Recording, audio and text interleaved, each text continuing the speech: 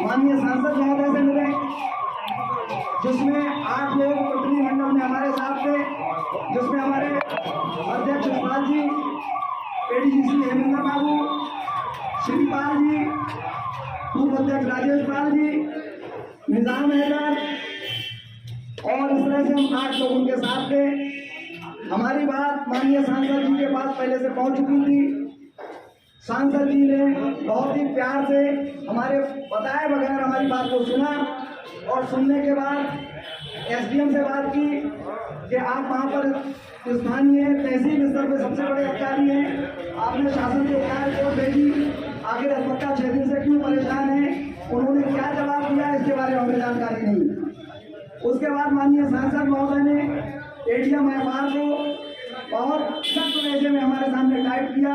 उन्होंने उधर से क्या बात की हमें जानकारी दी।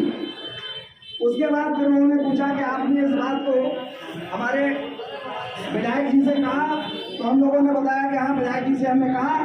विधायक जी आए थे एसडीएम साहब को साथ लेके, तो उन्होंने ये तो आश्वासन दिया कि 7 दिन में 7 दिन की छुट्टी लेके चले जाएंगे और इनके ट्रांसफर का हम प्रयास करेंगे, परंतु कोई भी साथी प्रयास शब्द से संतुष्ट नहीं है जब तक कि वो यहाँ से ना चला जाए। इसमें हमारे सांसद जी थोड़ा सा खपा भी हुए। बहरहाल हमारी बात को सुन के उन्होंने आश्वासन दिया कि आप लोग चले जाएं और अपने एक साथी को यहाँ हमारे पास छोड़ जाएं। माननीय मंत्री जी के कहने के अनुसार हमने पूर्व अध्यक्ष राजेश पाल जी को मंत्री जी के पास छोड़ के वापस चले आए। और आज जब पुनः उनसे बात हुई, उन्होंने डीएम साहब से बात की, तो डीएम साहब ने वही कार्यप्रणाली जो पहले एडीएम एफआर की थी वही डीएम की कि अधिवक्ता साथी आगे अड़े हुए क्यों हैं, अड़ना नहीं चाहिए, उन्हें काम करना चाहिए। और इस प्रकरण में चूंकि परसों जब माननीय विधायक जी आए थे तब साथियों से कहा था, तो एक राय होकर सबने कार्य बहिष्कार का ऐलान किया था। अंततः 9 वर्ष अनिश्चितकालीन के लिए कर दिया गया था। अब इतना सब कुछ होने के बाद भी प्रशासन के कान पे कोई भी जू नहीं मिल रही है, क्योंकि हमारे प्रभारी उप निबंधक यहाँ से जनता की कमाई को लूट के प्रशासन में डीएम महोदय तक पहुँचाने का काम करते हैं। सबके पेट भरे हुए हैं, उन्हें ऐसे ही भ्रष्ट अधिकारी की जरूरत है जो उनके पास तक पैसा पहुँचा सके।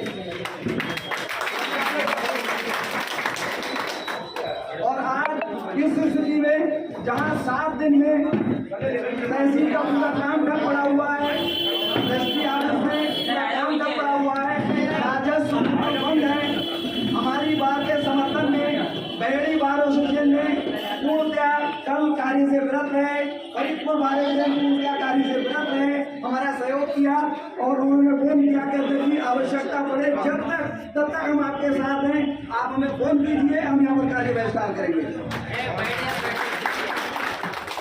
अब ये इतना समय हो गया, उसके बाद हमें सुनने को मिला है कि माननीय एआईजी तेज सिंह यादव जी हमारे बीच आने वाले हैं, सीएम साहब के प्रतिनिधि बन के। मेरी एआईजी स्टाफ से भी कल बात हुई, तो बोले कि अगर ये प्रकरण 30 तारीख से पहले होता तो मैं इनका ट्रांसफर कर देता, मेरे हाथ में 30 तारीख तक के ट्रांसफर थे, अब ये शासन से परमिशन की बात है। तो मैंने उनसे कहा साहब हम वकालत करते हैं, हमें नवाबगंज की पता है, शासन प्रशासन की नहीं जानते, आप शासन से परमिशन लेंगे, प्रशासन से परमिशन लेंगे, ये आपका विषय है, लेकिन नवाबगंज का कोई भी अभियंता हमारे प्रभारी उप रजिस्ट्रार हरिओम सक्सेना के कार्यकाल में कार्य करने के लिए बिल्कुल तैयार नहीं है। मेरी उनसे लगभग 10 मिनट बात हुई, वो अपनी अलापते रहे, मैं अपनी बात कहता रहा। अंततः मैंने यही कहा, आप जानिए, आपका काम है, हमारे साथी जो कहेंगे, जो निर्णय लेंगे, जो सदन कहेगा हम वो करेंगे। फिलहाल सदन ने जो हमें अपनी पूर्ण राय दी है वो कार्य बहिष्कार की दी है, और जब तक इनका ट्रांसफर नहीं होगा हम कार्य पे वापस नहीं लौटेंगे। इसी प्रकरण में हम लोग जो यहाँ पर इकट्ठे हुए हैं, तो हम चाहते हैं कि अपनी बात को मनवाने के लिए इसकी आगे की रूपरेखा क्या हो, इस आंदोलन को कैसे उग्र रूप दिया जाए, अपने विचार प्रकट करें। और इसी क्रम में मैं अपने माननीय अधिवक्ता विष्णु कुमार जी की राय लेना चाहूँगा कि वो अपने विचार रखें इस आंदोलन को कैसे आगे बढ़ाना। आइए विष्णु कुमार जी।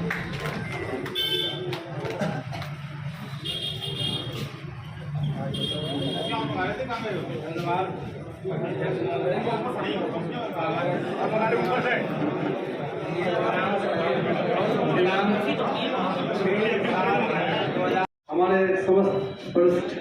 साथी एवं अधिवक्ता साथीगण, आज हमारे धरना प्रदर्शन को 7वां दिन है, 6 दिन पूरे हो चुके हैं और 7वां दिन है।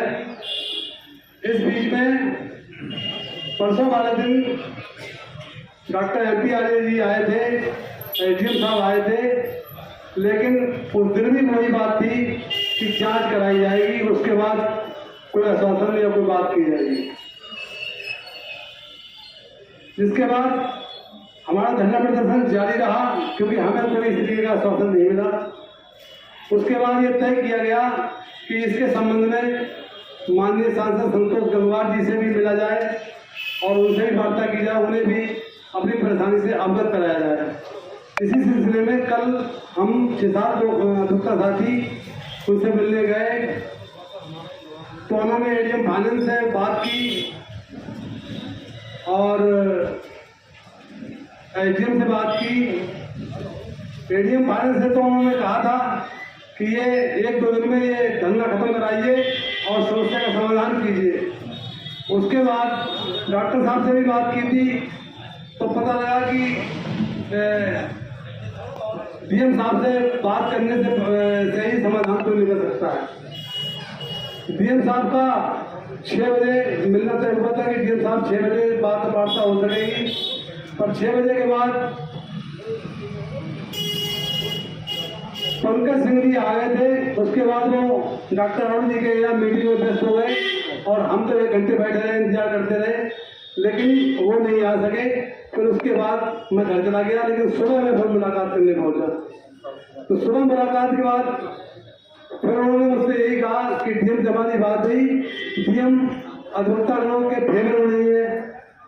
तो मैंने फेवर में नहीं है, बोले जांच वो करा रहे थे, जांच कराएंगे। उसके बाद मैंने जांच करने के लिए आज 7वां दिन है, जांच करने कोई भी तो पहुंचा नहीं आज तक।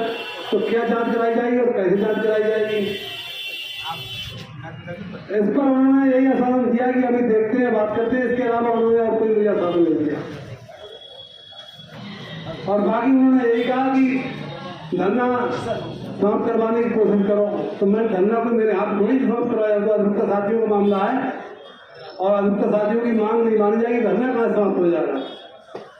तो साथियों, ये बात जहाँ तक मेरी समझ में आती है, वो अधिकारी जो हैं वो सब मिले हुए हैं और यहाँ से जिनसे हमारी वार्ता हो रही है, जिनसे हम बात कर रहे हैं, जिनसे हम अपनी बात पहुँचा रहे हैं, वहाँ अच्छा खासा धन इसके माध्यम से जाता है और वो इसीलिए अधिवक्ता साथियों के हित में बात करना नहीं चाहते। हम लोगों को लंबी लड़ाई लड़नी होगी और उस लंबी लड़ाई को विधिवत तरीके से लड़ा जाए तो ज़्यादा बेहतर होगा। क्योंकि अगर कोई समस्या है और उस समस्या का कहीं कोई समाधान निकलते हुए नहीं देखा जा रहा है, तो हम अपने कदम पीछे भी नहीं हटा सकते, क्योंकि इतना कदम आगे बढ़ाने के बाद कदम पीछे हटाने का भी कोई मतलब नहीं बनता। अगर कोई यहाँ पर अधिकारी आता, जांच की बात करता, हमारे बयान देता, हमारी समस्या सुनता, तो बात समझ में आती थी कि हाँ कुछ प्रयास हो रहा है। लेकिन ऐसा आज तक अभी तक संभव नहीं हो पाया है। तो मेरा भी यही सुझाव है कि हम लोग संरक्षण के खिलाफ जो भी हमारे पास साक्ष्य है, जो भी उनकी कार्यशैली है, उस कार्यशैली को सब इंगित करते हुए और जो भी आता है उसको उन सब चीज़ों को बताते हुए अपने धरना तब तक जारी रखें जब तक कि हमारी समस्या का समाधान नहीं हो जाता है। इसी के साथ मैं अपनी बात समाप्त करता हूँ और जय भारत जय। जी, मेरा नाम हरिओम सक्सेना है और इस समय नवाबगंज उपनिबंधक नवाबगंज कार्यालय में प्रभारी उपनिबंधक की हैसियत से काम करते हैं।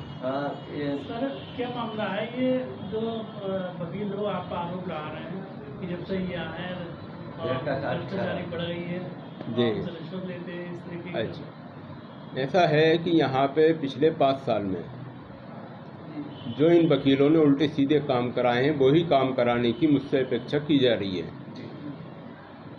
जिसकी वजह से ये लोग जो है, जो मैं नहीं कर रहा हूँ, उसकी वजह से ये काम करने में मुझे परेशानी आ रही है और इन लोगों को ये महसूस हो रहा है कि हमारे काम पे अंकुश लगाया जा रहा है। वकीलों का आरोप ये भी है कि आप के जो आप यहाँ कार्य कर रहे हैं जी। वो आपका समाप्त हो चुका है, उसके बाद में भी आप काम कर रहे हैं। क्या समाप्त हो चुका है?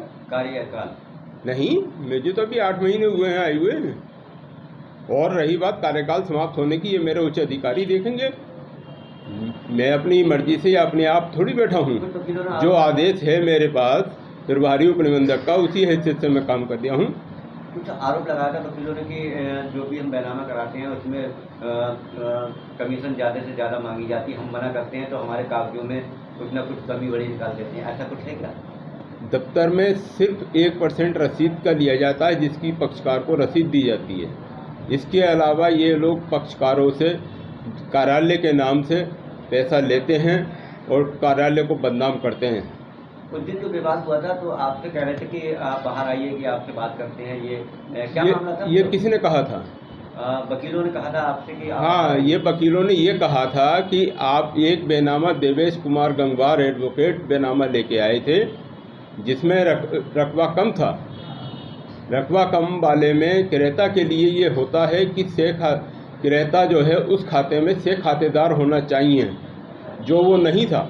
और बेनामे में वो लिख के लाए थे कि ये से खातेदार है। इसके लिए जब मना किया गया तो वो बोले कि ऐसा है, आप नए कानून हमारे यहाँ नहीं चलेंगे। जबकि जिलाधिकारी महोदय द्वारा निर्धारित मूल्यांकन दर सूची में बिंदु संख्या 10 में ये स्पष्ट व्यवस्था है कि क्रेता उस खाते का से खातेदार होना चाहिए, जो नहीं था। मेरे द्वारा उन्हें इस बात की अवगत कराया गया तो उस पर ये लोग भड़क गए, गाली गलौज और बदतमीजी से पेश आए और मुझे ये कहा कि आओ आज बाहर तुमसे निपटते हैं। जब मैं बाहर आया तो फिर इन्होंने जो है एकदम हो हल्ला और तेज किया। मेरे द्वारा एसडीएम महोदय को सूचित किया गया कि कार्यालय में ऐसे हंगामा हो रहा है और ये लोग बदतमीजी पर उतर आए हैं। तब कहीं जा कर के ये लोग शांत हुए। तो आपने कुछ शिकायत दी इस बारे में एसडीएम साहब या एसडीएम साहब को अवगत कराया था भाई। वकीलों के अध्यक्ष से हमारी बात हुई? खाली आपने अवगत कराया या कोई शिकायत वगैरह की? नहीं, मैंने अवगत करा दिया, उसके बाद वो जो है ये लोग शांत हो गए।